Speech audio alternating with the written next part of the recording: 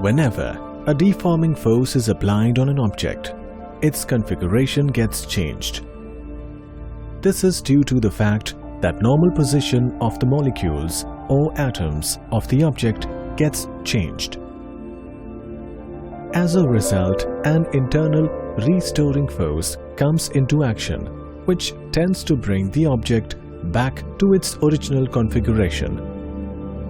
The internal restoring force acting per unit area of a deformed object or body is known as stress.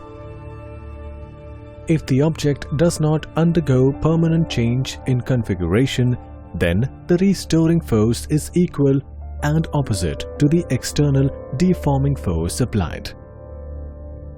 In such case, stress can be quantitatively given as stress equals to external deforming force divided by the area.